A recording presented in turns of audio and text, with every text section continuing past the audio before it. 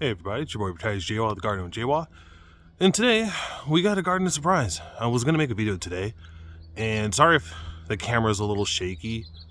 I'm in a crouched position, and then I have the telephoto lens activated so we can get like a closer positioning. But effectively, as you can see there, and I'll get a little bit closer, there's a bee swarm. And they're currently actively building a new home. So I always try to make our yard the best possible for pollinators, but I also try to keep the trees short. But the dwarf everbearing is kind of an oddity in the sense that I get the best production when I let it get a little bit bigger. And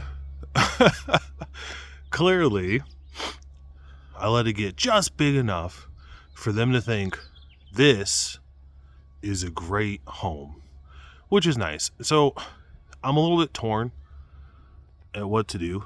I think I kind of have my answer. Sorry, with the telephoto, it's really hard to keep stable because I'm kneeling.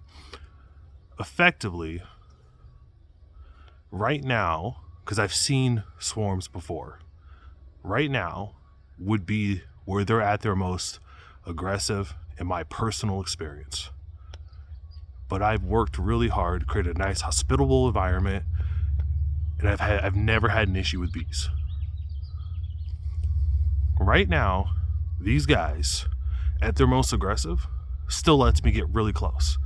I don't want to get super close though, because trying to film and talk at the same time is too much. But they're no issue. The biggest thing is I just want to wear a face netting so that when they fly by my ear, because it's hard to time, like bees and flies sound the same when they fly by you, so I don't want to instinctively swat.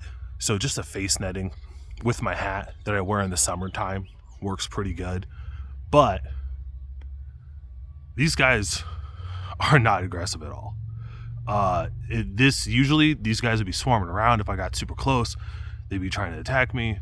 The typical urban development bee. But because of how I cultivated my landscape, because of how I've cultivated my relationship with the pollinators and the birds, you will find that birds and pollinators in my yard act completely different than birds and pollinators you just find out in the typical suburban environment. So because of that, I'm just going to let them do their thing. As long as there's no issue and there's no sign of aggression, I'm just going to let them do their thing. No point in me messing with their stuff. Hold on, let me adjust myself. Ugh. Oh, I'll tell you what, guys. I'm like telephotoing. See how like close up it gets, but it's like super far away. Oh man, I am not using it. I was doing like a squat kneel so I could get, because the problem is, like, you can't see it. See that? You can barely see it in the background. So it's really hard to get that shot. But if I try to get a little bit better,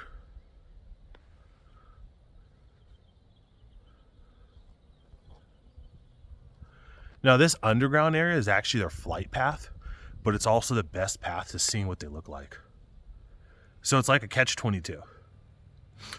So sorry for the shakiness. Like I said, I'm super zoomed in, so it's kind of hard to balance it out. But yeah, I'm gonna let them do their thing.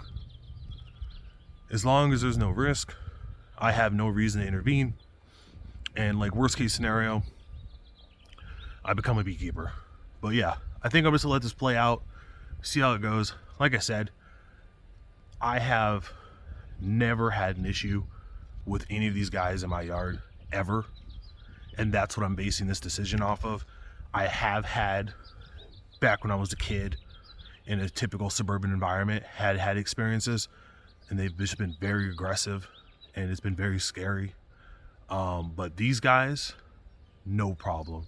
I like to judge creatures by their individual habits, not necessarily just judge them all as a whole. But look at that, they're all flying by, they're doing their thing, they don't care. They're super chill. They're checking me out here and there.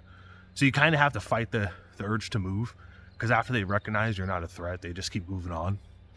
And I'm a personal believer that bees do remember people and they do remember areas. And as long as you do a good job being a good neighbor, you're not going to have any issues. So I don't know. Let me know your guys' thoughts in the comments. We'll see how this plays out. I'm hoping this is the start of a beautiful friendship and it works out amazingly. But till then, it's your boy GardeningWithJWa signing out.